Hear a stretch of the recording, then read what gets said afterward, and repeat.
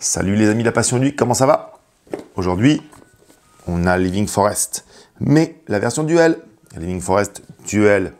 Alors, vous allez me dire, Living Forest duel, mais Living Forest était déjà un super bon jeu, et on pouvait déjà jouer à deux, ça marchait très bien.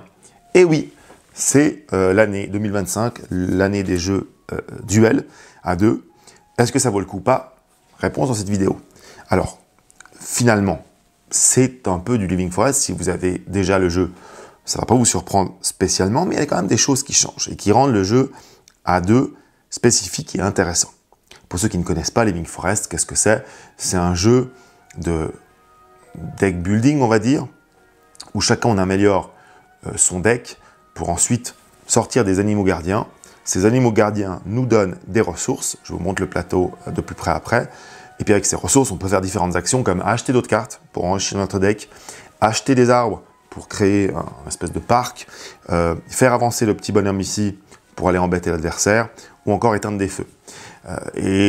Chacune de ces options-là va vous rapprocher d'une des conditions de victoire. La version duel, qu'est-ce qu'elle apporte par rapport à la version normale? Eh bien en fait, Living Forest, ça marchait très bien à deux aussi. Mais si vous vouliez faire une petite partie rapide, la mise en place de Living Forest, c'est déjà un jeu de plateau, avec des tas d'éléments. Ça prend du temps.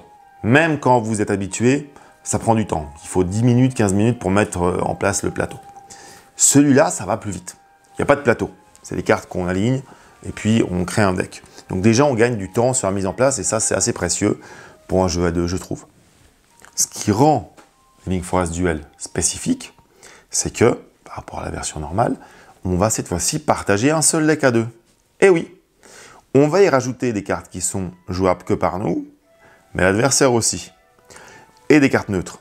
Et quand on tirera les cartes petit à petit, si c'est les cartes à nous qui tombent, elles sont pour nous, sinon c'est pour l'adversaire, et les neutres, on les partage. Et on considère les neutres plus les nôtres pour les ressources. Donc c'est très intéressant parce qu'on est tenté de remplir le deck de nos cartes à nous, mais dans ce cas-là, on ne joue finalement qu'un genre de victoire pendant que l'adversaire fait autre chose. Donc c'est ça qui est intéressant dans Living Forest, c'est cette espèce de dualité du deck qui n'était pas la même chose dans Living Forest normal où chacun on avait son deck puis on jouait un peu de notre côté, quoi. Là, il y a une interaction avec l'adversaire, il y a des surprises quand la mauvaise carte sort, etc., etc. Donc ça c'est très très cool. Sinon, la mécanique est quand même la même, donc c'est toujours une mécanique superbe. Living Forest a été as d'or, grâce à sa mécanique notamment. Là, ça marche très bien. Il y a encore cette notion de stop ou encore, ne pas prendre trop d'animaux grégaires parce que ça vous bloquerait vos actions. Vous en avez deux, mais vous en perdez petit à petit. Et puis des fois, on n'a pas envie de perdre des actions, on a vraiment envie de jouer parce que déjà, on n'a pas l'impression d'avoir la possibilité de faire tout ce qu'on veut. Voilà, je vous montre le plateau de plus près et je reviens vers vous après. Nous voici sur le plateau de jeu de Living Forest, les amis. Alors, vous voyez, c'est pas tout à fait un plateau de jeu, car en fait, ce sont nos cartes qui ont créé le plateau de jeu. Et je ne vais pas vous expliquer toutes les règles, ce serait un peu rébarbatif. Mais pour vous dire que Living Forest Duel a une mise en place qui est un peu plus simple que Living Forest, c'est d'ailleurs sa grande force. Et donc, en gros, vous voyez, vous avez ici une ligne qui sépare l'été de l'hiver. Un joueur joue l'hiver, l'autre joue l'été. Et un des moyens de gagner dans Living Forest Duel, c'est que le petit monstre de feu, là, on le déplace. Alors c'est notamment grâce à la ressource tourbillon sur nos cartes qu'on va le déplacer. On va l'envoyer vers notre collègue et si on arrive à dépasser le bord et à revenir, à retourner chez lui, on gagne. C'est un des moyens de gagner. Il y en a d'autres, notamment la collecte de forêt ici, qu'on va pouvoir acheter. Alors ça, on les achète avec les petites plantes ici. Et puis, on va devoir connecter notre forêt.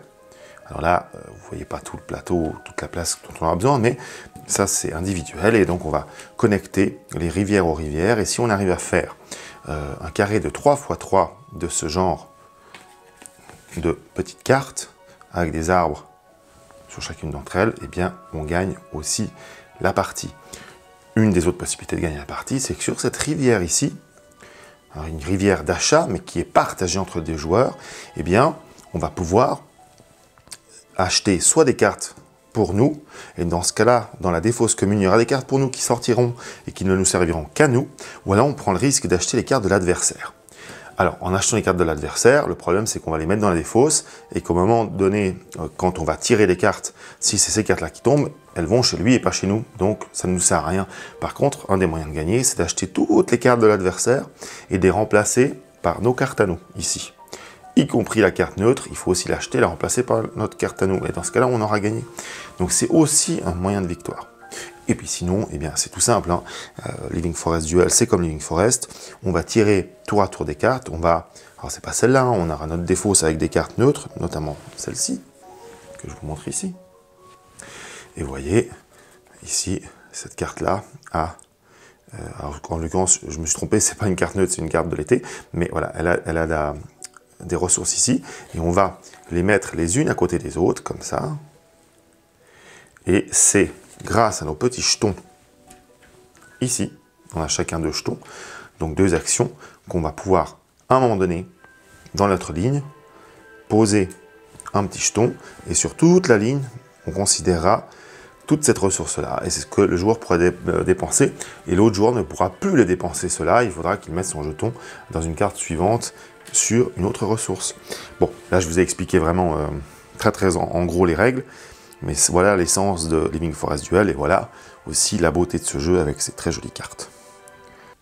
Voilà les amis, c'était Living Forest Duel.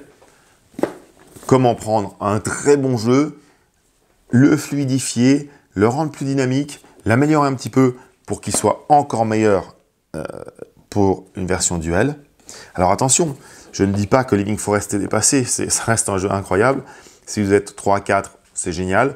Ça joue tout à fait à 2 aussi. Mais si vous avez envie d'avoir l'expérience Living Forest avec un peu plus de dynamisme, un peu plus rapide, et puis un peu plus d'interaction, eh bien c'est Living Forest Duel qu'il vous faut. Les amis, si vous avez aimé Living Forest, vous adorerez Living Forest Duel. Je peux vous le garantir. Retrouvez-le sur acquonjoue.ch et moi je vous dis à bientôt pour d'autres jeux. Ciao ciao, jouez bien.